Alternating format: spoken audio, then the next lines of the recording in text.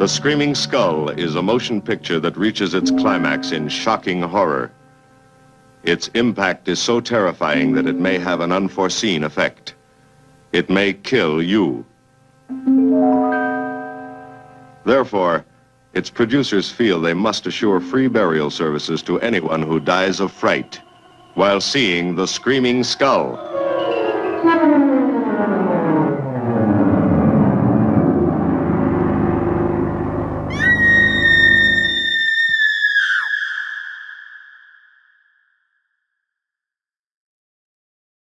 Skull by F. Marion Crawford.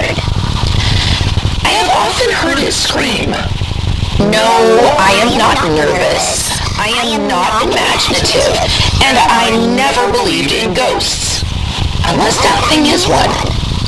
Whatever it is, it hates me almost as much as it hated Luke Pratt. And it screams at me. If I were you, I would never tell ugly stories about ingenious ways of killing people, for you never can tell that someone at the table may be tired of his or her nearest and dearest. I have always blamed myself for Mrs. Pratt's death, and I suppose I was responsible for it in a way, though heaven knows I never wished her anything but long life and happiness. If I had not told that story, she might yet be alive. That is why the thing screams at me, I fancy. She was a good little woman, with a sweet temper, all things considered, and a nice, gentle voice. But I remember hearing her shriek once when she thought her little boy was killed by a pistol that went off, though everyone was sure that it was not loaded. It was the same scream, exactly the same, with a sort of rising quaver at the end. Do you know what I mean? Unmistakable. The truth is, I had not realized that the doctor and his wife were not on good terms. They used to bicker a bit now and then when I was here, and I often noticed that little Mrs. Pratt got very red and bit her lip hard to keep her temper, while Luke grew pale and said the most offensive things. He was that sort when he was in the nursery, I remember, and afterward at school. He was my cousin, you know. That is how I came by this house. After he died and his boy Charlie was killed in South Africa, there were no relations left. Yes, it's a pretty little property, just the sort of thing for an old sailor like me who is taken to gardening. One always remembers one's mistakes much more vividly than one's cleverest things, doesn't one? I've often noticed it. I was dining with the Pratts one night when I told them the story that afterwards made so much difference. It was a wet night in November, and the sea was moaning. Hush. If you don't speak, you'll hear it now. Do you hear the tide? Gloomy sound, isn't it? Sometimes, about this time of year. Hello, there it is. Don't be frightened, man. It won't eat you. It's only a noise after all. But I'm glad you've heard it, because there are always people who think it's the wind, or my imagination or something. You won't hear it again tonight, I fancy, for it doesn't often come more than once. Yes, that's right. Put another stick on the fire and a little more stuff into that weak mixture you're so fond of. Do you remember old Block, the carpenter on that German ship that picked us up when the Clontarf went to the bottom? We were hove to in a howling gale one night, as snug as you please, with no land within 500 miles, and the ship coming up and falling off as regularly as clockwork. Pity the poor people this shore tonight, boys, old Block sang out, and he went off to his quarters with the sailmaker. I often think of that, now that I'm ashore for good and all. Yes, it was on a night like this, when I was at home for a spell, waiting to take the Olympia out on her first trip. It was on the next voyage that she broke the record, you remember? But that dates it. '92 was the year early in November. The weather was dirty. Pratt was out of temper and the dinner was bad, very bad indeed, which didn't improve matters, and cold, which made it worse. The poor little lady was very unhappy about it and insisted on making a Welsh rarebit on the table to counteract the raw turnips and the half-boiled mutton. Pratt must have had a hard day. Perhaps he'd lost a patient. At all events, he was in a nasty temper. "My wife is trying to poison me, you see," he said. "She'll succeed someday." I saw that she was hurt, and I made believe to laugh and said that Mrs. Pratt was much too clever to get rid of her husband in such a simple way. And then I began to tell them about Japanese tricks with spun glass and chopped horsehair and the like. Pratt was a doctor and knew a lot more than I did about such things. But that only put me on my mettle, and I told a story about a woman in Ireland who did for 3 husbands before anyone suspected foul play. Didn't you never hear that tale? The 4th husband managed to keep awake and caught her, and she was hanged. How did she do it? She drugged them and poured melted lead into their ears through a little horn funnel when they were asleep. No, that's the wind whistling. It's backing up to the southward again. I can tell by the sound. Besides, the other thing doesn't often come more than once in an evening, even at this time of year. When it happened, yes, it was in November. Poor Mrs. Pratt died suddenly in her bed not long after I dined here. I can fix the date because I got the news in New York by the steamer that followed the Olympia when I took her out on her first trip. You had the Leo trip the same year? Yes, I remember. What a pair of old buffers we are coming to be, you and I. Nearly 50 years since we were apprentices together on the Clontarf. Shall you ever forget old Blackrock? He was a cowboy. Take a little more with all that water. It's the old hoax scam. I found it in the cellar when this house came to me. The same I bought Luke from Amsterdam 5 and 20 years ago. He had never touched a drop of it. Perhaps he's sorry now, poor fellow. Where did I leave off?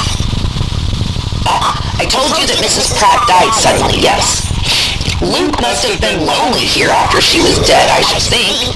I came to see him now and then, and he looked worn and nervous, and told me that his practice was growing too heavy for him, though he wouldn't take an assistant on any account.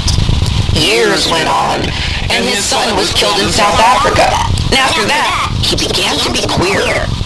There was something about him not like other people. I believe he kept his senses in his profession to the end. There was no complaint of his having made bad mistakes in cases or anything of that sort. But he had a look about him. Luke was a red-headed man with a pale face when he was young, and he was never stout. In middle age, he turned a sandy gray, and after his son died, he grew thinner and thinner, till his head looked like a skull with parchment stretched over it very tight, and his eyes had a sort of glare in them that was very disagreeable to look at. He had an old dog that poor Mrs. Pratt had been fond of, and that used to follow her everywhere. He was a bulldog, and the sweetest-tempered beast you ever saw, though he had a way of hitching his upper lip behind one of his fangs that frightened strangers a good deal. Sometimes of an evening, Pratt and Bumble, that was the dog's name, used to sit and look at each other a long time. Thinking about old times, I suppose, when Luke's wife used to sit in that chair you've got. That was always her place, and this was the doctor's where I'm sitting. Bumble used to climb up by the footstool. He was old and fat by that time, and could not jump much, and his teeth were getting shaky. He would look steadily at Luke, and Luke looked steadily at the dog, his face growing more and more like a skull with 2 little coals for eyes. And after about 5 minutes or so, though it may have been less, old Bumble would suddenly begin to shake all over. and all on a sudden he would set up an awful howl, as if he'd been shot, and tumble out of the easy chair and trot away, and hide himself under the sideboard, and lie there making odd noises. Considering Pratt's looks in those last months, the thing is not surprising, you know. I'm not nervous or imaginative, but I can quite believe he might have sent a sensitive woman into hysterics. His head looked so much like a skull of parchment. At last I came down one day before Christmas, when my ship was in dock, and I had 3 weeks off. Bumble was not about, and I said casually that I supposed the old dog was dead. Yes, Pratt answered, and I thought there was something odd in his tone even before he went on after a little pause. I killed him, he said presently. I could not stand it any longer. I asked what it was that Luke could not stand, though I guessed well enough. He had a way of sitting in her chair and glaring at me and then howling. Luke shivered a little. He didn't suffer at all, poor old Bumble, he went on in a hurry, as if he thought I might imagine he had been cruel. I put Dionine in his drink to make him sleep soundly, and then I chloroformed him gradually so that he could not have felt suffocated, even if he was dreaming. It's been quieter since then. I wondered what he meant, for the words slipped out as if he could not help saying them.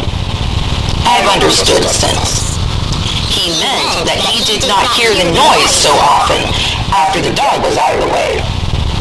Perhaps he thought at first it was old Bumble in the yard howling at the moon, though it's not that kind of noise, is it? Besides, I know what it is, if Luke didn't. It's only a noise after all, and a noise never hurt anybody yet. But he was much more imaginative than I am. No doubt there really is something about this place that I don't understand. But when I don't understand a thing, I call it a phenomenon, and I don't take it for granted that it's going to kill me as he did. I don't understand everything, by long odds, nor do you, nor does any man who has been to sea. We used to talk tidal waves, for instance, and we could not account for them. Now we account for them by calling them submarine earthquakes. And we branch off into 50 theories, any one of which might make earthquakes quite comprehensible if we only knew what they are. I fell in with one of them once, and the inkstand flew straight up from the table against the ceiling of my cabin. The same thing happened to Captain Lucky. I dare say you've read about it in his wrinkles. Very good. If that sort of thing took place ashore, in this room for instance, a nervous person would talk about spirits and levitation and 50 things that mean nothing, instead of just quietly settling it down as a phenomenon that has not been explained yet. My view of that voice, you see. Besides, what is there to prove that Luke killed his wife? I would not even suggest such a thing to anyone but you. After all, there was nothing but the coincidence that poor little Mrs. Pratt died suddenly in her bed a few days after I told that story at dinner. She was not the only woman who ever died like that. Luke got the doctor over from the next parish, and they agreed that she had died of something the matter with her heart. Why not? It's common enough. Of course, there was the ladle. I never told anybody about that, and it made me start when I found it in the cupboard in the bedroom. It was new, too. A little tinned iron ladle that had not been in the fire more than once or twice. And there was some lead in it that had been melted and stuck to the bottom of the bowl, all gray with hardened dross on it. But that proves nothing. A country doctor is generally a handyman who does everything for himself. And Luke may have had a dozen reasons for melting a little lead in a ladle. He was fond of sea fishing, for instance, and he may have cast a sinker for a night line. Perhaps it was a weight for the hall clock or something like that. All the same, when I found it, I had a rather queer sensation because it looked so much like the thing I had described when I told them the story. Do you understand? It affected me unpleasantly, and I threw it away. It's at the bottom of the sea, a mile from the the spit, and it will be jolly well rusted beyond recognizing if it's ever washed up by the tide. You see, Luke must have bought it in the village years ago, for the man sells just such ladles still. I suppose they are used in cooking. In any case, there was no reason why an inquisitive housemaid should find such a thing lying about with lead in it, and wonder what it was, and perhaps talk to the maid who heard me tell the story at dinner, for that girl married the plumber's son in the village, and may remember the whole thing. You understand me, don't you? Now that Luke Pratt is dead and gone, and lies buried beside his wife, with an honest man's tombstone at his head, I should not care to stir up anything that could hurt his memory. They are both dead, and their son, too. There was trouble enough about Luke's death as it was. How? He was found dead on the beach one morning, and there was a coroner's inquest. There were marks on his throat, but he had not been robbed. The verdict was that he had come to his end by the hands or teeth of some person or animal unknown. Perhaps the jury thought it might have been a big dog that had thrown him down and gripped his windpipe through the skin of his throat, though the skin of his throat was not broken. No one knew at what time he had gone out, or where he had been. He was found lying on his back above the high water mark, and an old cardboard bandbox that had belonged to his wife lay under his hand, open. The lid had fallen off. He seemed to have been carrying home a skull in the box. Doctors are fond of collecting such things. He had rolled out and lay near his head, and it was a remarkably fine skull, rather small, beautifully shaped and very white, with perfect teeth. That is to say, the upper jaw was perfect, but there was no lower one at all when I first saw it. Yes, I found it here when I came. You see, it was very white and polished, like a thing meant to be kept under a glass case, and the people did not know where it came from, nor what to do with it. So they put it back into the bandbox and set it on the shelf of the cupboard in the best bedroom. And, of course, they showed it to me when I took possession. I was taken down to the beach, too, to be shown the place where Luke was found. And the old fisherman explained just how he was lying and the skull beside him. The only point he could not explain was why the skull had rolled up the sloping sand toward Luke's head instead of rolling downhill to his feet. It did not seem odd to me at the time, but I have often thought of it since, for the place is rather steep.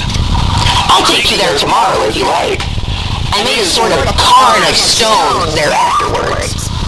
When he fell down, or was thrown down, whichever happened, the bandbox struck the sand and the lid came off, and the thing came out and ought to have rolled down. But it didn't. It was close to his head, almost touching it, and turned with the face toward it. I say it didn't strike me as odd when the man told me, but I could not help thinking about it afterward, again and again, till I saw a picture of it all when I closed my eyes. And then I began to ask myself why the plaguey thing had rolled up instead of down, and why it had stopped near Luke's head instead of anywhere else, a yard away, for instance. You naturally want to know what conclusion I reached, don't you? None that at all explained the rolling, at all events. But I got something else into my head after a time that made me feel downright uncomfortable. Oh, I don't mean as to anything supernatural. There may be ghosts or there may not be. If there are, I'm not inclined to believe that they can hurt living people except by frightening them. And, for my part, I would rather face any shape of a ghost than a fog in the channel when it's crowded. No, what bothered me was just a foolish idea, that's all. And I cannot tell how it began, nor what made it grow till it turned into a certainty. I was thinking about Luke and his poor wife one evening over my pipe in a dull book, when it occurred to me that the skull might possibly be hers.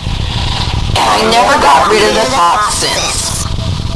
You'll tell me there's no sense in it, no doubt, that Mrs. Pratt was buried like a Christian and is lying in the churchyard where they put her, and that it's perfectly monstrous to suppose her husband kept her skull in an old bandbox in his bedroom.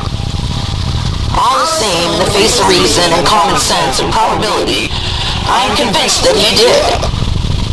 Doctors do all sorts of queer things that would make men like you and me feel creepy.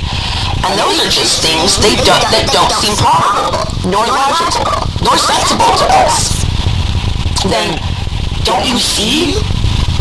If it really was her skull, poor woman, the only way of accounting for his having it is that he really killed her, and did it in that way, as the woman killed her husbands in the story, and that he was afraid there might be an examination someday which could betray him. You see, I told that too, and I believe it had really happened some 50 or 60 years ago. They dug up the 3 skulls, you know, and there was a small lump of lead rattling about in each one. That was what hanged the woman. Luke remembered that, I'm sure. I don't want to know what he did when he thought of it. My taste never ran in the direction of horrors, and I don't fancy you care for him either, do you? No. If you did, you might supply what is wanting to the story.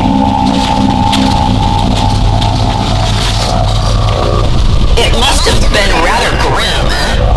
I wish I did not see the whole thing so distinctly, just as everything must have happened. He took it the night before she was buried, I'm sure, after the coffin had been shut, and when the servant girl was asleep.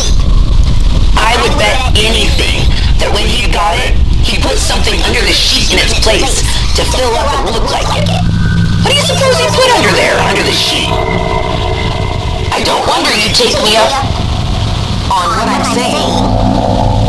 First I tell you that I don't want to know what happened, and I hate to think about horrors, and then I describe the whole thing to you as if I'd seen it. I'm quite sure that it was her work bag that he put there. I remember the bag very well, for she always used it of an evening, and it was made of brown plush, and when it was stuffed full, it was about the size of... You understand? Yes, there I am, hiding in. You may laugh at me, but you don't live here alone, where it was done, and you didn't tell Luke the story about the melted lead. I'm not nervous, I tell you, but sometimes I begin to feel that I understand why some people are.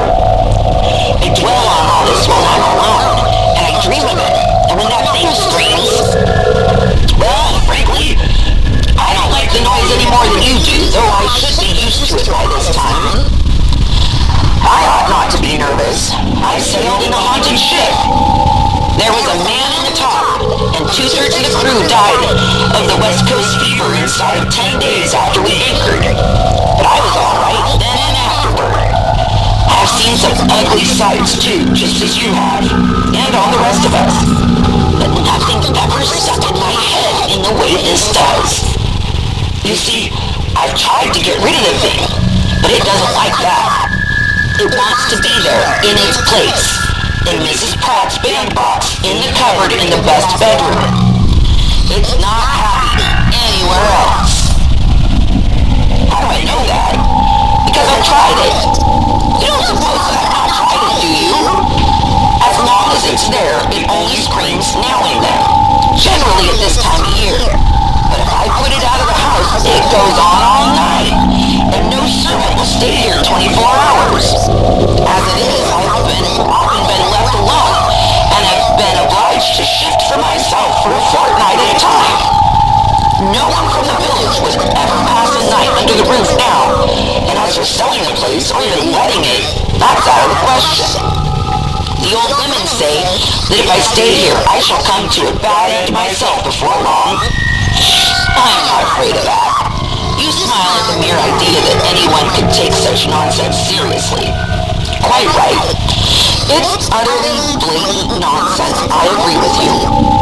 Didn't I tell you that it's only a noise after all when you started and looked around as if you expected to see a ghost standing behind your chair?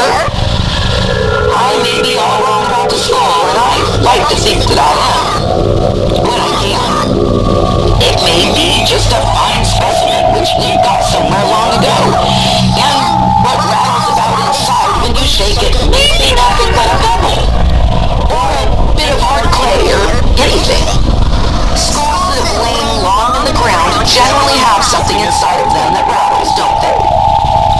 No, I've never tried to get it out, whatever it is. I'm afraid it might be lead, don't you see?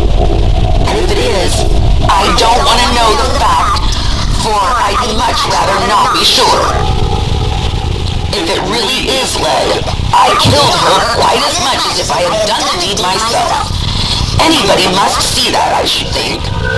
As long as I don't know for certain, I have the consolation of saying that it's all utterly ridiculous nonsense.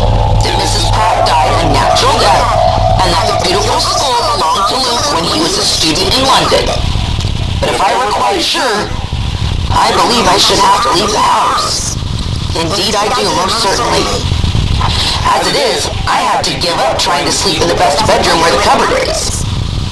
You ask me why I don't throw it in the pond? Yes, but please don't call it a confounded bugbear. It doesn't like being called names. Oh, goodness, what a shriek. I told you so. You're quite pale, ma'am. Fill up your pipe and draw your chair near to the fire and take some more drink. Old Holland's never hurt anybody yet.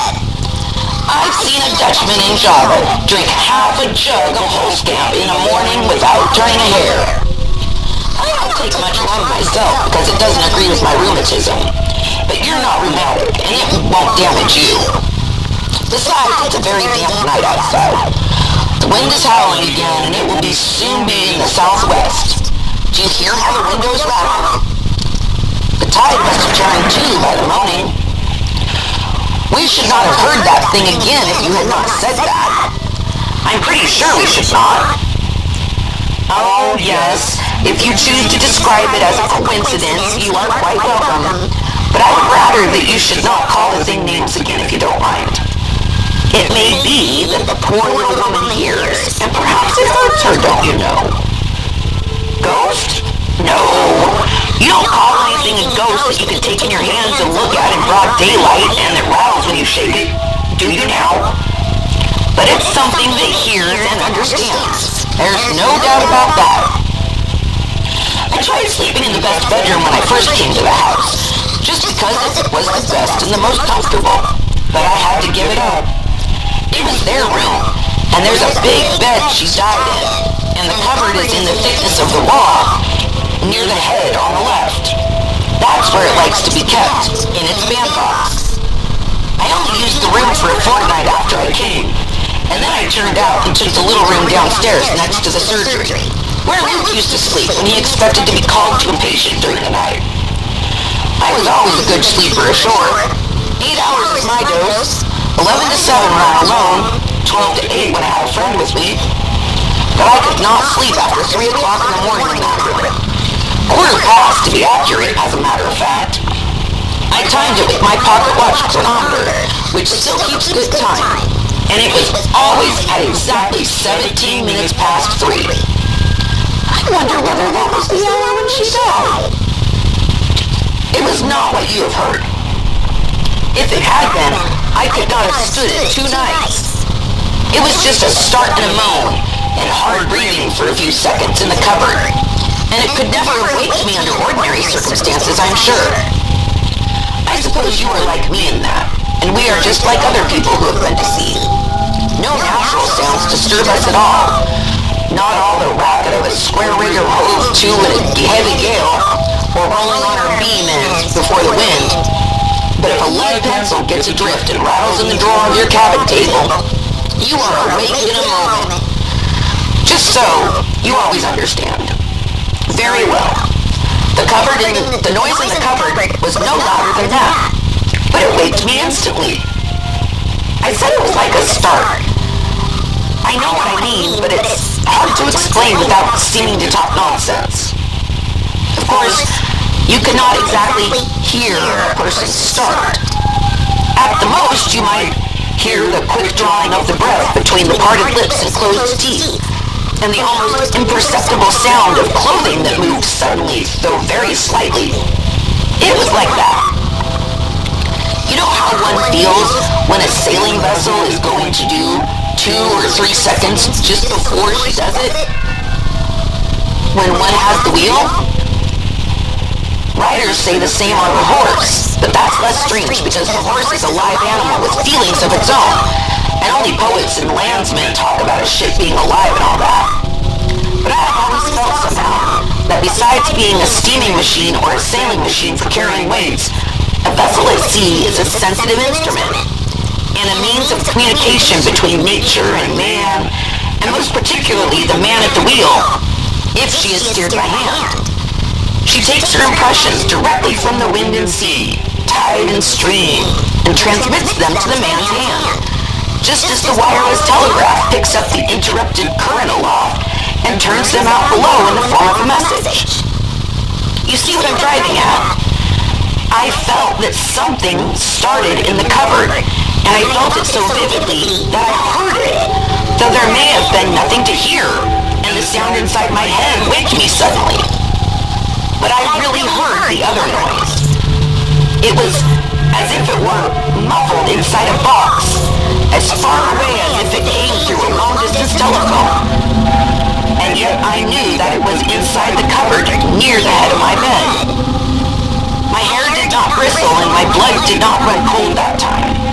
I simply resented being waked up by something that had no business to make a noise, any more than a pencil should rattle in the drawer of my cabin table on board ship. So I did not understand. I just supposed that the cupboard had some communication with the outside air, and that the wind had gotten in and was moaning through it with a sort of very faint screech. I struck a light and looked at my watch, and it was 17 minutes past 3. Then I turned over and went to sleep on my right ear. That's my good one. I'm pretty deaf with the other, for I struck the water with it when I was a lad diving from the foretop sail yard. Silly thing to do it was, but the result is very convenient when I want to go to sleep when there's a noise. That was the first night. And the same thing happened again, and several times afterward, but not regularly, though it was always at the same time to a second. Perhaps I was sometimes sleeping on my good ear, and sometimes not. I overhauled the cupboard, and there was no way by which the wind could get in, or anything else, for the door makes a good fit, having been meant to keep out moths, I suppose. Mrs. Pratt must have kept her winter things in it, for it still smells of camphor and turpentine. After about a fortnight, I had had enough of the noises. So far I had said to myself that it would be silly to yield to and take the skull out of the room. Things always look differently by daylight, don't they?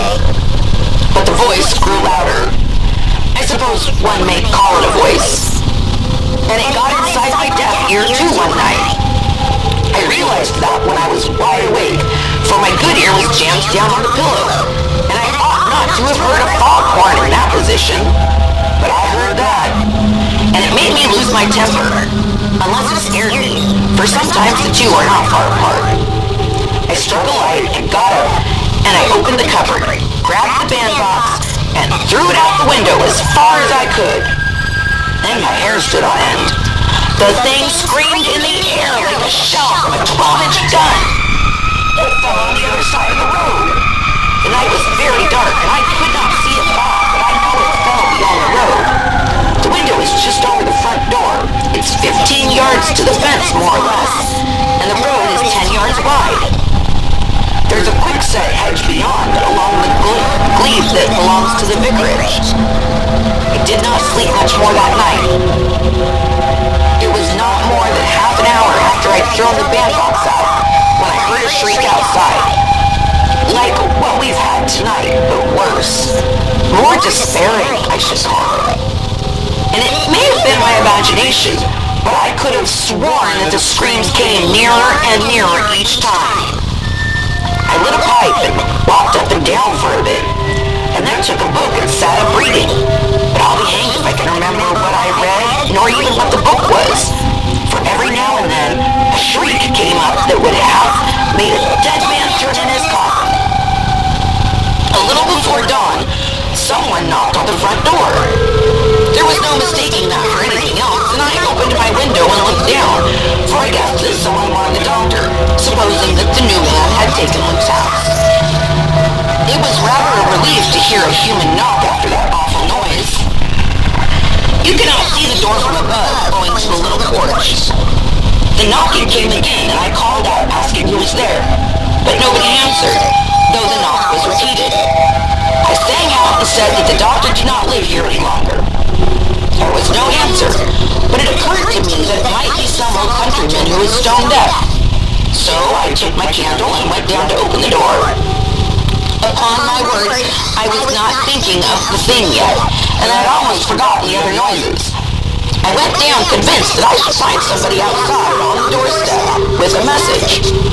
I set the candle on the hall table so that the wind would not blow it out when I opened. While I was drawing the old-fashioned bolt, I heard the knocking again. It was not loud, and it had a queer, hollow sound. Now that I was close to it, I remember. But I certainly thought it was made by some person who wanted to get in. It wasn't. There was nobody there, but as I opened the door inward, standing a little to one side so as to see out at once, something rolled across the threshold and stopped against my foot. I drew back as I felt it, for I knew what it was before I looked down. I could not tell you how I knew, and it seemed unreasonable, for I am still quite sure that I had thrown it across the road. It's a French window that opens wide, and I got a good swing when I flung it out. Besides, when I went out early in the morning, I found the bandbox beyond the thick-set hedge. You may think it opened when I threw it, and that the skull dropped out, but that's impossible, for nobody could throw an empty cardboard box so far. It's all a question. You might as well try to fling a ball of paper 25 yards, or a blown bird's egg. To go back, I shut and bolted the hall door, picked the thing up carefully, and put it on the table besides the candle. I did that mechanically, as one instinctively does the right thing in danger without thinking at all, unless one does the opposite. It may seem odd, but I believe my first thought had been that somebody might come and find me there on the threshold while it was resting against my foot, lying a little on its side and turning one hollow eye up at my face as if it meant to accuse me. And the light and shadow from the candle played across the hollows of the eyes as it stood on the table, so that they seemed to open and shut at me. Then the candle went out quite unexpectedly, though the door was fastened and there was not in the least draft, and I used up at least half a dozen matches before it would burn again. I sat down rather suddenly without quite knowing why. Probably I had been badly frightened. And perhaps you will admit there was no great shame in being scared. The thing had come home, and it wanted to go upstairs, back to its cupboard. I sat still and stared at it for a bit, till I began to feel very cold. Then I took it and carried it up and set it in its place, and I remember that I spoke to it and promised that it should have its bandbox in the morning. Oh, you want to know whether I stayed in the room till daybreak? Yes, but I kept a light burning and sat up smoking and reading, most likely out of fright. Plain, undeniable fear, as you need not call it cowardice either, for that's not the same thing. I could not have stayed alone with that thing in the cupboard. I should have been scared to death, though I'm not more timid than other people. Confound it all, man. It had crossed the road alone, and had got up the doorstep and had knocked to be let in. When the dawn came, I put on my boots and went out to find the bandbox. I had to go a good way around by the gate near the high road, and I found the box open and hanging on the other side of the hedge. It had caught on the twigs by the string, and the lid had fallen off and was lying on the ground below it. That shows that it did not open till it was well over. And if it had not opened as soon as it left my hand, what was inside, it must have gone beyond the road too.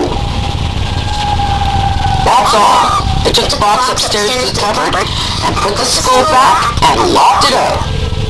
When the girl brought me my breakfast, she said she was sorry, but that she must go, and she did not care if she lost her month's wages. I looked at her, and her face was a sort of greenish, yellowish white. I pretended to be surprised and asked what was the matter, but that was of no use, for she just turned on me and wanted to know whether I meant to stay in a haunted house and how long I expected to live if I did. For though she noticed I was sometimes a little hard of hearing, she did not believe that even I could sleep through those screams again. And if I could, why had I been moving about the house and opening and shutting the front door between 3 and 4 in the morning? There was no answering that, since she had heard me. So, off she went. I was left to myself. I went down to the village during the morning and found a woman who was willing to come and do the little work there is and cook my dinner, on condition that she might go home every night. As for me, I moved downstairs that day, and I have never tried to sleep in the best bedroom since. After a little while, I got a brace of middle-aged Scotch servants from London, and things were quiet enough for a long time. I began by telling them that the house was in a very exposed position, and that the wind whistled around it a good deal in the autumn and winter, which had given it a bad name in the village, the Cornish people being inclined to superstition and telling ghost stories. The two hard-faced, sandy-haired sisters almost smiled, and they answered with great contempt that they had no great opinion of any southern bogey whatever, having been in service in 2 English haunted houses, where they had never seen so much as the boy in grey, whom they reckoned no very particular rarity in Forfarshire. They stayed with me several months, and while they were in the house, we had peace and quiet. One of them is here again now, but she went away with her sister within the year. This one, she was the cook, married the sexton who works in my garden. That's the way of it. It's a small village, and he has not much to do, and he knows about the flowers to help me nicely, besides doing most of the hard work. For, though I'm fond of exercise, I'm getting a little stiff in the hinges. He's a sober, silent sort of fellow, who minds his own business, and he was a widower when I came here. Traherne is his name, James Traherne. The Scotch sisters would not admit that there was anything wrong about the house, but when November came, they gave me warning that they were going on the ground that the chapel was such a long walk from here, being in the next parish, that they could not possibly go to our church. But the younger one came back in the spring, and as soon as the banns could be published, she was married to James Traherne by the vicar. And she seems to have had no scruples about hearing him preach since then. I'm quite satisfied if she is. The couple live in a small cottage that looks over the churchyard. I suppose you're wondering what all this has to do with what I was talking about. I'm alone so much that when an old friend comes to see me, I sometimes go on talking just for the sake of hearing my own voice. But in this case, there is really a connection of ideas. It was James Traherne who buried poor Mrs. Pratt and her husband after her in the same grave, and it's not far from the back of his cottage. That's the connection in my mind, you see. It's plain enough. He knows something. I'm quite sure that he does, by his manner, though he's such a reticent beggar. Yes, I'm alone in the house at night now, for Mrs. Traherne does everything herself, and when I have a friend, the sexton's niece comes in to wait on the table. He takes his wife home every evening in winter, but in summer, when there's light, she goes by herself. She's not a nervous woman, but she's less sure than she used to be that there are no bogies in England worth a Scotch woman's notice. Isn't it amusing, the idea that Scotland has a monopoly of the supernatural? Odd sort of national pride, I call that, don't you?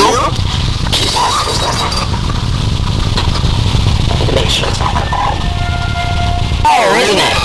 When driftwood gets started at last, there's nothing like it, I think. Yes, we get lots of it, for I'm sorry to say there are still a great many wrecks about here. It's a lonely coast, and you may have all the wood you want for the trouble of bringing it in. Traherne and I borrow a cart now and then, and load it between here and the spit. I hate a coal fire when I can get wood of any sort. A log is company, even if it's only a piece of deck beam or a timber sawn off. And the salt in it makes pretty sparks. See how they fly? Like Japanese hand fireworks. Upon my word, with an old friend and a good fire to pipe, one forgets all about that thing upstairs, especially now that the wind is moderated. It's only a lull, though, and it will blow a gale before morning. Oh, you think you would like to see the skull? I've no objection. There's no reason why you shouldn't have a look at it. And you never saw a more perfect one in your life, except that there are two front teeth missing in the lower jaw. Oh, yes, I had not told you about the jaw yet. Traherne found it in the garden last spring when he was digging a pit for a new asparagus bed. You know, we make asparagus beds 6 or 8 feet deep here. Yes, I forgot to tell you that. He was digging straight down, just as he digs a grave. If you want a good asparagus bed made, I advise you to get a sexton to make it for you. Those fellows have a wonderful knack at this sort of digging. Traherne had got down about 3 feet when he cut into a mass of white lime in the side of the trench. He had noticed that the earth was a little looser there, though he says it had not been disturbed for a number of years. I suppose he thought it was even old lime that might not be good for asparagus, so he broke it out and threw it up. It was pretty hard, he says, in biggish lumps, and out of sheer force of habit, he cracked the lumps with his spade as they lay out in the pit beside him. The jawbone of a skull dropped out of one of the pieces. He thinks he must have knocked out the 2 front teeth in breaking up the line, but he did not see them anywhere. He's a very experienced man in such things, as you may imagine, and he said at once that the jaw had probably belonged to a young woman, and that the teeth had been complete when she died. He brought it to me and asked me if I wanted to keep it. If I did not, he said he would drop it in the next grave he made in the churchyard, as he supposed it was a Christian jaw, and ought to have a decent burial, wherever the rest of the body might be. I told him that doctors often put bones in quick lime to whiten them nicely, and that I suppose Dr. Pratt had once had a little lime pit in the garden for that purpose, and had forgotten the jaw. Traherne looked at me quietly. Maybe it fitted that skull that used to be in the cupboard upstairs, sir, he said. Maybe Dr. Pratt put the skull under the lime to clean it or something, and when he took it out, he left the lower jaw behind. There's some human hair sticking in the lime, sir. I saw there was, and that was what Traherne said. If he did not suspect something, why in the world should he have suggested that the jaw might fit the skull? Besides, it did. That's proof that he knows more than he cares to tell. Do you suppose he looked before she was buried? Or perhaps when he buried Luke in the same grave? Well, it's of no use to go over that, is it? I said I would keep the jaw of the skull. I took it upstairs and fitted it into its place. There is not the slightest doubt the two belong together, and together they are. Traherne knows several things. We were talking about plastering the kitchen a while ago, and he happened to remember that it had not been done since the very week when Mrs. Pratt died. He did not say that the mason must have left some lime on the place, but he thought it, and that it was the very same lime he had found in the asparagus pit. He knows a lot. Traherne is one of your silent beggars who can put 2 and 2 together. That grave is very near the back of his cottage, too, and he is one of the quickest men with a spade I ever saw. If he wanted to know the truth, he could, and no one else would ever be the wiser unless he chose to tell. In a quiet village like ours, people don't go out and spend the night in the churchyard to see whether the sexton potters about by himself between 10 o'clock and daylight. What is awful to think of is Luke's deliberation if he did it. His cruel certainty that no one would find him out. Above all, his nerve, for that must have been extraordinary. I sometimes think it's bad enough to live in the place where it was done, if it really was done. I always put in the condition, you see, for the sake of his memory, and a little bit for my own sake, too. I'll go upstairs and fetch the box in a minute. Let me light my pipe, there's no hurry. We had supper early and it's only 9:30.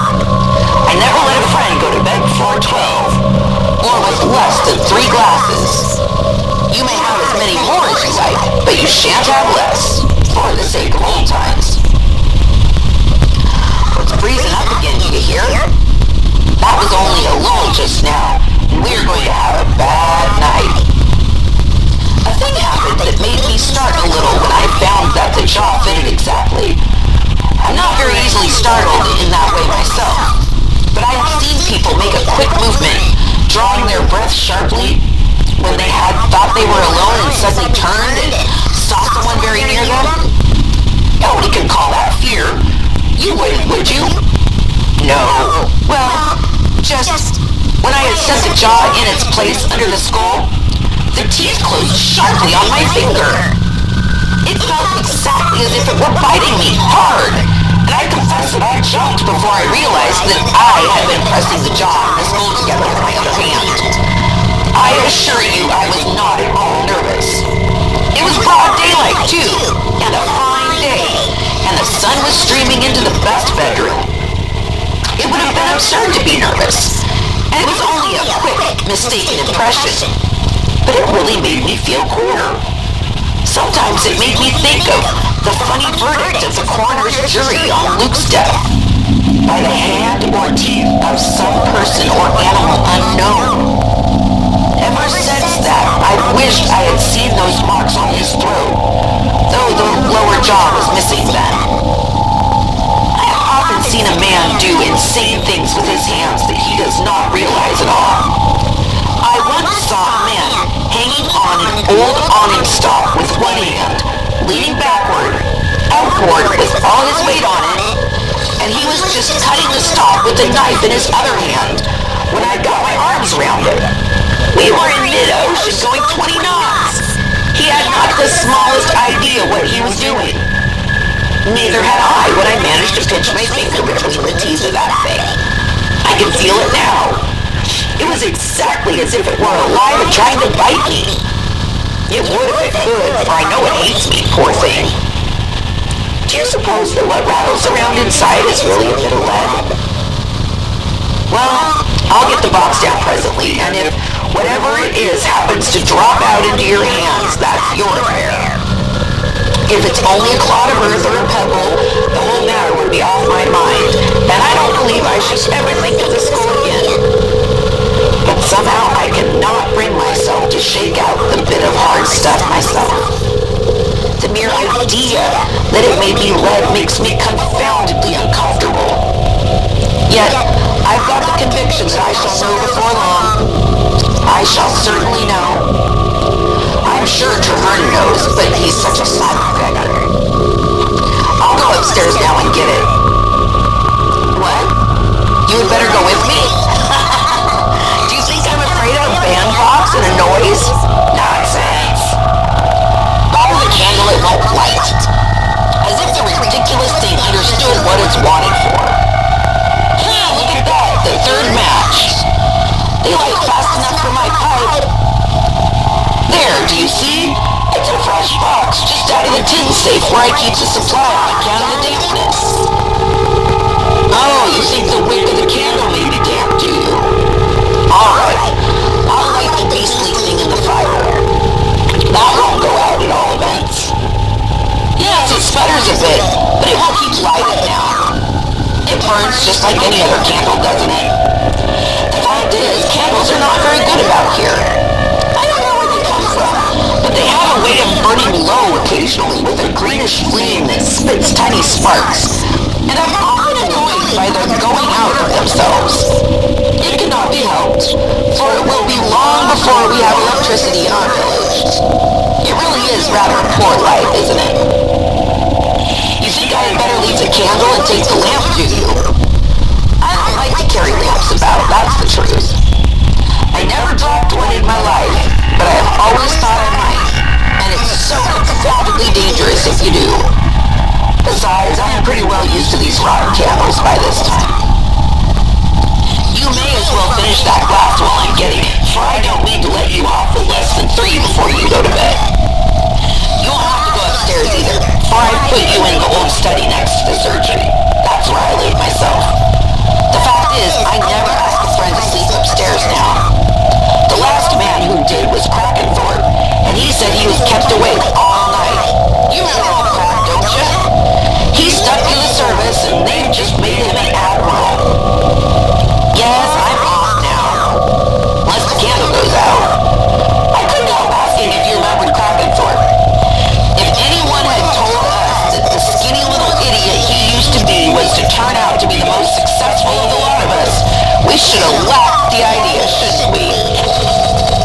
You and I did not do badly, it's true. But I'm really going now. I don't need to let you think that I've been putting it off by talking. As if there were anything to be afraid of. If I were scared, I should tell you so quite frankly and get you to go upstairs with me. Here's the box. I brought it down very carefully so as not to disturb it, poor thing. You see, if it were shaken, the jaw might get separated from it again, and I'm sure it wouldn't like that. Yes, the candle went out as I was coming downstairs, but that was the draft from the leaky window on the landing. Did you hear anything? Yes, there was another scream. And I'm pale, do you say? That's nothing. My heart is a little queer sometimes, and I went upstairs too fast. In fact, that's one reason why I prefer to live altogether on the ground floor. Whatever that shriek came from, it was not from the skull, for I had the box in my hand when I heard the noise. And now here it is. So we have proved definitely that the screams are produced by something else. I've no doubt I shall find out someday what makes them. Some crevice in the wall, of course, or a crack in the chimney, or a chink in the frame of a window. That's the way all ghost stories end up in real life. Do you see, I'm jolly glad I thought of going up and bringing it down for you to see, for that last shriek settles the question. To think that I should have been so weak as to fancy that the poor skull could really cry out like a living thing. Now I'll open the box, and we'll take it out and look at it under the bright light. It's rather awful to think that the poor lady used to sit there in your chair evening after evening in just the same light, isn't it? But then, I've made up my mind that it's all rubbish from beginning to end, and that it's just an old skull that Luke had when he was a student. And perhaps he put it into the lime merely to whiten it, and could not find the jaw. I made a seal on the string, you see, after I had put the jaw in its place, and I wrote on the cover. There's the old white label on it still from the Milners, addressed to Mrs. Pratt when the half was sent to her. And, as there was room, I wrote on the edge, a skull, once the property of the late Luke Pratt, M.D. I don't quite know why I wrote that. Unless it was with the idea of explaining how the thing happened to be in my possession.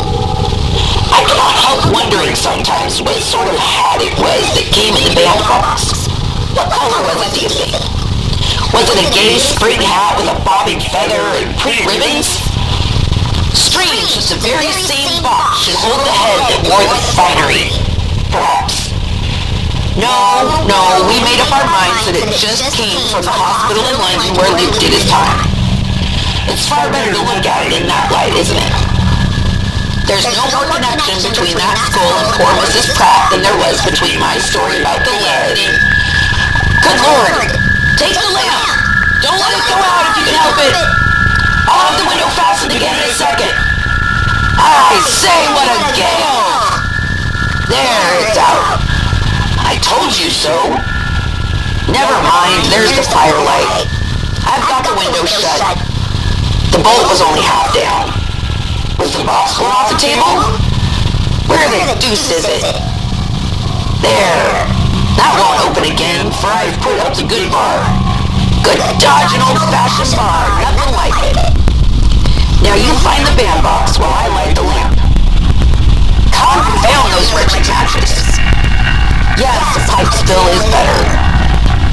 It must lighten the fire. I hadn't thought of that. Thank you. There we are again. Now, where's the box? Yes, put it back on the table and we'll open it. That's the first time I've ever known the wind to burst that window open. But it was partly carelessness on my part when I shut it last. Yes, of course I heard the scream. It seemed to go all around the house before it broke in at the window. That proves that it's always been the wind and nothing else, doesn't it?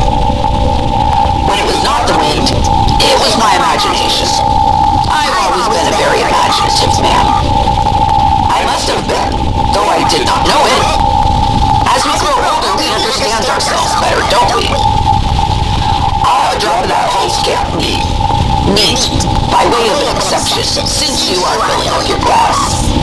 That damp gust chilled me, and with my rheumatic tendency, I'm stick in my joints all winter once it gets in. By George, that's good stuff. I'll just light a fresh pipe now that everything is snug again, and then we'll open the box. I'm so glad we heard that last scream together, with the skull here on the table between us, for a thing cannot possibly be in two places at the same time, and the noise most certainly came from outside, as any noise the wind makes must. You thought you heard it scream through the room after the window was burst open? Oh yes, so did I. But that was natural enough when everything was open. Of course we heard the wind. What could one expect? Look here, please. I want you to see that the seal is intact before we open the box together. Will you take my glasses? No, you have your own. Alright. The seal is sound, you see, and you can see the words of the motto easily. Sweet and low. That's it, because the poem goes on. Wind of the Western Sea, and says, blow him again to me. Here's the seal on my watch chain, where it's hung for more than 40 years. My poor little wife gave it to me when I was courting, and I never had any other. It was just like her to think of those words. She was always fond of Tennyson. It's of no use to cut the string, for it's fastened to the box, so I'll just break the wax and untie the knot, and afterward we'll seal it up again. You see, I like to feel the thing is safe in its place, and that nobody can take it out. Not that I should suspect Traherne of meddling with it, but I always feel that he knows a lot more than he tells. You see, I've managed it without breaking the string. Though, when I fastened it, I never expected to open the bandbox again. The lid comes off easy enough. There, now look. What? Nothing in it. Empty. It's gone, man. The skull is gone. No, there's nothing the matter with me. I'm only trying to collect my thoughts. It's so strange. I'm positively certain that it was inside when I put on the seal last spring. I can't have imagined that. It's utterly impossible. If I ever took a stiff glass with a friend now and then, I would admit that I might have made some idiotic mistake when I had taken too much. But I don't. And I never did. A pint of ale at supper and half a go of rum at bedtime was the most I ever took in my good days. I believe it's always we sober fellows who get rheumatism and gout. Yet, there was my seal. And there is the empty bandbox. That's plain enough. I say I don't have like this. It's not right. There's something wrong about it, in my opinion. You needn't talk to me about supernatural manifestations, for I don't believe in them, not a little bit. Somebody must have tampered with the seal and stolen the skull. Sometimes, when I go out to work in the garden in summer, I leave my watch and chain on the table. Traherne must have taken the seal then and used it, for he would be quite sure that I should not come in for at least an hour. If it was not Traherne, oh, don't talk to me about the possibility that the thing had got out by itself. If it had, it must be somewhere around the house, and in some out-of-the-way corner waiting. We may come up on it anywhere, waiting for us, don't you know? Just waiting in the dark. Then it will scream at me. It will shriek at me in the dark, for it hates me, I tell you. The bandbox is quite empty. We are not dreaming, either of us. There, I turned it upside down. What's that? Something fell out as I turned it over. It's on the floor. It's near your feet. I know it is. We must find it. Help me to find it, man. Have you got it? For heaven's sake, give it to me quickly. Lead. I knew it when I heard it fall. I knew it couldn't be anything else by the little thud it made on the hearthrug. So it was lead after all, and Luke did it. I feel a little bit shaken up. Not exactly nervous, you know, but badly shaken up, that's the fact. Anybody would, I should think. After all, you cannot say that it's fear of the thing, for I went up and brought it down, at least. I believed I was bringing it down, and that's the same thing, and I bandbox upstairs again and put it back in its place. It's not that. It's the certainty that the poor little woman came to her end in that way. By my fault, because I told the story. That's what's so dreadful. Somehow, I had always hoped that I should never quite be sure of it, but there is no doubting it now. Look at that. Look at it. That little lump of lead with no particular shape. Think of what it did, man. Doesn't it make you shiver? He gave her something to make her sleep, of course. But there must have been one moment of awful agony. Think of having boiling lead poured into your brain. Think of it. She was dead before she could scream, but only think of... Oh, there it is again. It's just outside. I know it's just outside. I can't keep it out of my head. You thought I fainted? No, I wish I had, for it would have stopped sooner. It's all very well to say that it's only a noise, and that a noise never hurt anybody. You're as white as a shroud yourself. There's only one thing to be done, if we hope to close an eye tonight. We must find it and put it back into its bandbox, and shut it up in the cupboard, where it likes to be. I don't know how it got out, but it wants to get in again. That's why it screamed so awfully tonight. It was never so bad as this. Never since I first buried it. Yes, if we can find it, we'll bury it if it takes us all night. We'll bury it 6 feet deep and ram down the earth over it so that it shall never get out again. And if it screams, we shall hardly hear it so deep down. Quick, we'll get the lantern and look for it. It cannot be far away. I'm sure it's just outside. It was coming in when I shut the window, I know it. Yes, you're quite right. I'm losing my senses, and I must get a hold of myself. Don't speak to me for a minute or two. I'll sit quite still and keep my eyes shut and repeat something I know. That's the best way. Add together the altitude, the latitude, and the polar distance. Divide by 2 and subtract the altitude from the half-sun. Then add the logarithm of the scant of the altitude of the latitude, the cosecant of the polar distance, the cosine of the half-sun, and the sine of the half-sun minus the altitude. There. Don't say I'm out of my senses, for my memory is all right, isn't it? Of course, you say that it's mechanical and that we never forget the things we learned when we were boys and have used almost every day of a lifetime. But that's the very point. When a man is going crazy, it's the mechanical part of his mind that gets out of order and won't work right.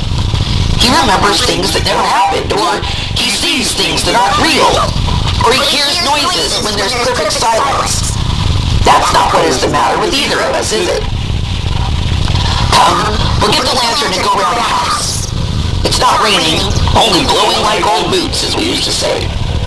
The lantern is in the cupboard under the stairs in the hall. Now we keep it trimmed in case of a wreck. We used to look for the thing. I don't see how you can say that. It was nonsense to talk of burying it, of course, for it doesn't want to be buried. It wants to go back into its bandbox and be taken upstairs, poor thing. Treherne took it out, I know, and made the seal over again. Perhaps he took it to the churchyard, and he may have meant well. I dare say he thought it would not scream anymore if it weren't quite quietly laid in consecrated ground near where it belongs. But it has come home. Yes, that's it. He's not half a bad fellow, Treherne, and rather religiously inclined, I think. Does not that sound natural and reasonable and well-meant? He supposed it screamed because it was not decently buried with the rest. But he was wrong. How should he know that it screams at me because it hates me, and because it's my fault that there was a little lump of lead in it? No use to look for it anyhow. Nonsense. I tell you, it wants to be found. Hark, what's that knocking? Do you hear it? Knock, knock, knock, 3 times, then a pause, and then again. Has a hollow sound, hasn't it? It has come home. I've heard that knock before. It wants to come in and be taken upstairs, in its box. It's at the front door. Will you come with me? We'll take it in. Yes, I own that I don't like to go alone and open the door. The thing will roll in and stop against my foot just as it did before, and the light will go out. I'm a good deal shaken by finding that bit of lead, and besides, my heart isn't quite right. Too much strong tobacco, perhaps. Besides, I am quite willing to own that I'm a bit nervous tonight, if I never was before in my life. That's right, come along. I'll take the box with me so as not to come back. Do you hear the knocking? It's not like any other knocking I've heard. If you will hold this door open, I can find the lantern under the stairs by the light from this room without bringing the lamp into the hall. It would only go out. The thing knows we are coming. Hark! It's impatient to get in. Don't shut the door till the lantern is ready, whatever you do. There will be the usual trouble with matches, I suppose. No, the first one, by Jove. I tell you it wants to get in, so there's no trouble. All right, with that door now. Shut it, please. Now come and hold the lantern, for it's blowing so hard outside that I shall have to use both hands. That's it. Hold the light low. Do you hear the knocking still? Here goes. I'll open just enough of my foot against the bottom of the door. Now, catch it! It's only the wind that blows it across the floor, that's all. There's half a hurricane outside, I tell you. Have you got it? The bandbox is on the table. 1 minute and I'll have the bar. There. Why did you throw it into the box so roughly? It doesn't like that, you know. What did you say? Bitten your hand? Nonsense, man. You just did what I did. You pressed the jaws together with your other hand and pinched yourself. Let me see. You don't mean to say that you've drawn blood? You must have squeezed hard, by Jove, for the skin is certainly torn. I'll give you some carbolic solutions for it before we go to bed. For they say a scratch from its skull's tooth may go bad and give trouble. Come inside again and let me see it by the lamp. I'll bring the bandbox. Never mind the lantern, it may as well just burn. It may just as well burn in the hall, for I shall need it presently when I go up the stairs. Yes, shut the door if you will. It makes it more cheerful and bright. Is your finger still bleeding? I'll get you the carbolic in an instant. Just let me see the thing. Ugh, there's a drop of blood on the upper jaw. It's on the eye tooth. Ghastly, isn't it? When I saw it running along the floor of the hall, the strength almost went out of my hands and I felt my knees bending. Then I understood that it was the gale driving it over the smooth boards. You don't blame me? No, I should think not. We were boys together, and we've seen a thing or two, and we made just as well known to each other that we were both in a beastly funk when it slid across the floor at you. No wonder you pinched your finger picking it up after that. If I did the same thing out of sheer nervousness, in broad daylight with the sun streaming in on me. Strange that the jaw should stick to it so closely, isn't it? I suppose it's the dampness, or it shuts like a vice. I have wiped off the drop of blood, for it was not nice to look at. I'm going to try to pry open the jaws. Don't be afraid. Oh, I'm not going to try to open the jaws. Don't be afraid. I shall not play any tricks with the poor thing, but I'll just seal the box again, and we'll take it upstairs and put it away where it wants to be. The wax is on the writing table by the window. Thank you. It will be long before I leave my seal lying out about again for Traherne to use, I can tell you. Explain? I don't explain natural phenomena, but if you choose to think that Traherne had hidden it somewhere in the bushes, and that the gale blew it to the house against the door and made it knock as if it wanted to be let in, you're not thinking the impossible, and I'm quite ready to agree with you. Do you see that? You can swear that you've actually seen me seal it in this time, in case anything of the kind should occur again. The wax fastens the strings onto the lid, which cannot possibly be lifted, even enough to get in one finger. You're quite satisfied, aren't you? Yes. Besides, I shall lock the cupboard and keep the key in my pocket hereafter. Now we can take the lantern and go upstairs. Do you know, I'm very much inclined to agree with your theory that the wind blew it against the house. I'll go ahead, for I know the stairs. Just hold the lantern near my feet as we go up. How the wind howls and whistles. Do you feel the sand on the floor under your shoes as we cross the hall? Yes, this is the door of the best bedroom. Hold up the lantern, please. This side by the head of the bed. I left the cupboard open when I got the box. Isn't it queer how the faint odor of women's dresses will hang about an old closet for years? This is the shelf. You've seen me set the box there, and now you see me turn the key and put it in my pocket. So that's done. Good night. Are you sure you're quite comfortable? It's not much of a room, but I dare say you would as soon sleep here as upstairs tonight. If you want anything, sing out. There's only a lath and plaster partition between us. There's not so much wind on this side by half. There's the Hollands on the table if you'll have one more nightcap. No? Well, do as you please. Good night again, and don't dream about that thing if you can. The following paragraph appeared in the Pendragon News, 23rd November, 1906.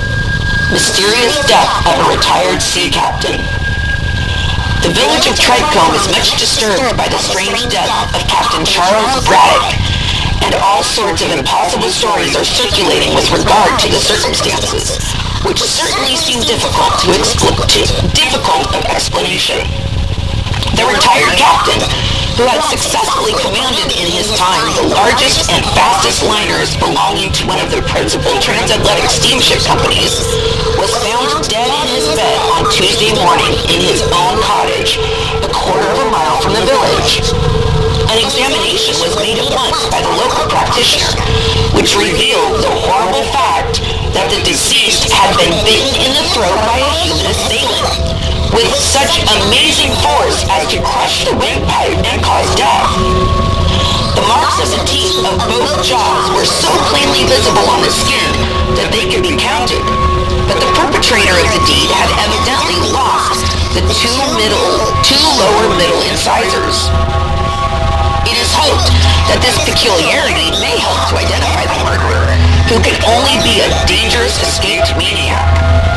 The deceased, though over 65 years of age, is said to have been a hale man of considerable physical strength, and it is remarkable that no signs of any struggle were visible in the room, nor could it be ascertained how the murderer had entered the house. Warning has been sent to all the insane asylums in the United Kingdom, but as yet, no information has been received regarding the escape of any dangerous patient. The coroner's jury returned the somewhat singular verdict that Captain Braddock came to his death by the hands or teeth of some person unknown. The local surgeon is said to have expressed privately the opinion that the maniac is a woman, a view he deduces from the small size of the jaws, as shown by the marks of the teeth. The whole affair is shrouded in mystery. Captain Braddock was a widower and lived alone. He leaves no children. Note: students of ghost lore and haunted houses will find the foundation of the foregoing story in the legends about a skull which is still preserved in the farmhouse called Bettiscombe Manor, situated, I believe, on the Dorsetshire coast.